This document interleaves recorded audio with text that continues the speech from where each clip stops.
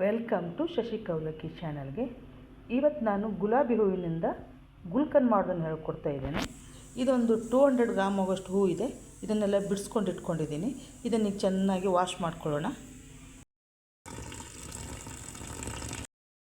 ಹೂ ನೀರೆಲ್ಲ ಇಳಿದೋಗ್ಲಿ ಅಂತ ಸೋಸಕ್ಕಿಟ್ಟಿದ್ದೀನಿ. ಗುಲಾಬಿ ಹೂವು ಚೆನ್ನಾಗಿ ತೊಳೆದು ಹಿಂಗೆ ಹರಡಿದ್ದೆ. ಅದೇ ನೀರೆಲ್ಲ ಡ್ರೈ ಆಗಿದೆ. ಈಗ ಗುಲಾಬಿ ಹೂವನ್ನೆಲ್ಲ ಈ ಥರ ಕಟ್ ಮಾಡ್ಕೊಂಡಿದ್ದೀನಿ ಚಿಕ್ಕದಾಗಿ. ಈ ಥರ ಎಲ್ಲ ಚಿಕ್ಕದಾಗಿ ಕಟ್ ಮಾಡಿಕೊಂಡ್ರೆ ಚೆನ್ನಾಗಿರುತ್ತೆ.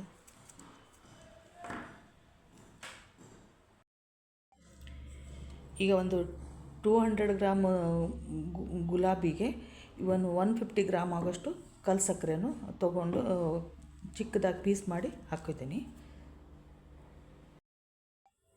ಈಗೆಲ್ಲ ಮಿಕ್ಸ್ ಮಾಡೋಣ.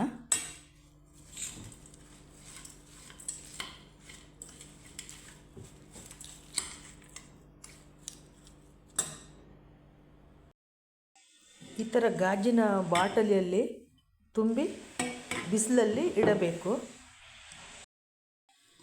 ಇದನ್ನೀಗ ಬಾಟಲಲ್ಲಿ ಹಾಕ್ತೇನೆ.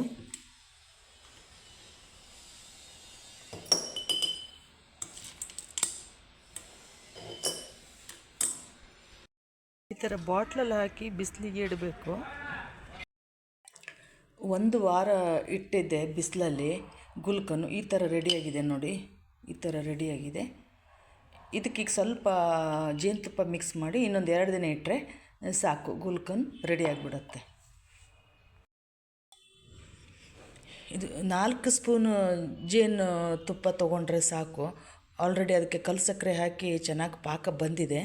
ಇದು ಟೇಸ್ಟ್ಗೋಸ್ಕರ 4 ಸ್ಪೂನು ಜೇನುತುಪ್ಪ ಹಾಕ್ಕೊಳ್ತಾ ಇದ್ದೇನೆ.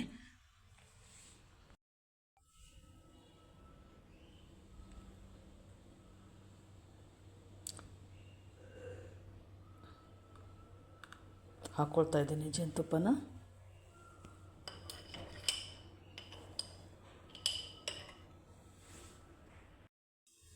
ನೋಡಿ, ಬಿಸಿಲಲ್ಲಿ ಜೇನುತುಪ್ಪ ಹಾಕಿ 1-2 ದಿನ ಇಟ್ಟಿದ್ನಲ್ಲ, ಅದೀಗ ಬೌಲಲ್ಲಿ ಹಾಕಿದ್ದೇನೆ. ತುಂಬ ಚೆನ್ನಾಗಿ ಬಂದಿದೆ.